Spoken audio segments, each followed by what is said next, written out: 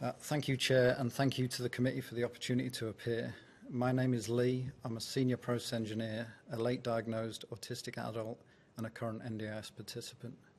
I live in South Guildford in Hasluck here in Western Australia, and I'm the parent of two autistic children, one who's on the scheme and one who's not.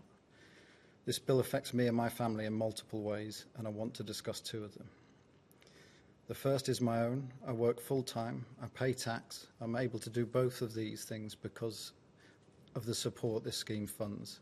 They're not a substitute for working, they're what makes working possible.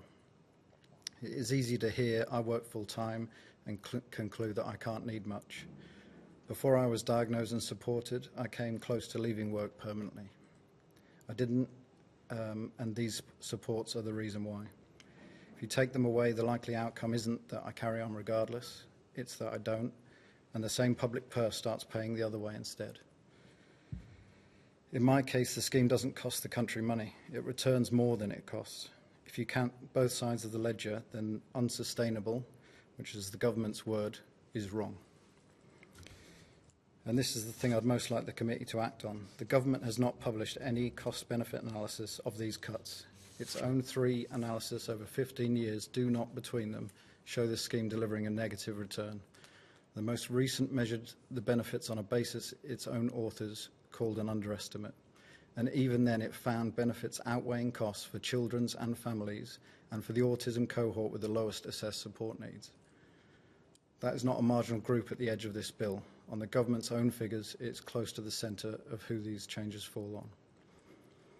The second area is my teenage daughter.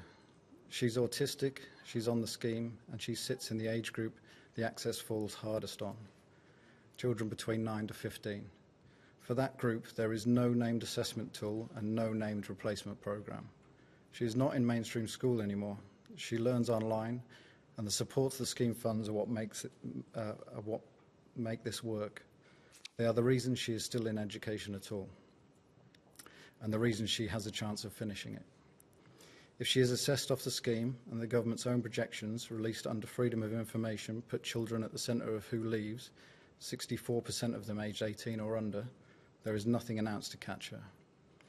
That isn't a hypothetical for my family, it's the next plan review.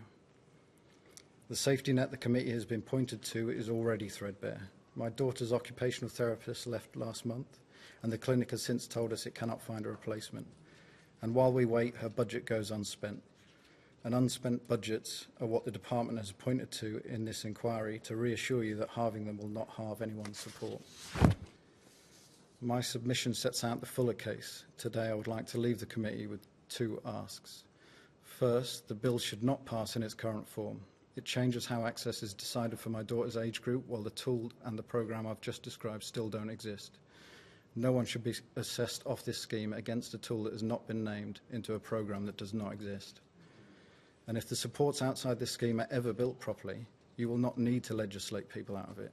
The assessment already asks what a person needs and what else is already available to them.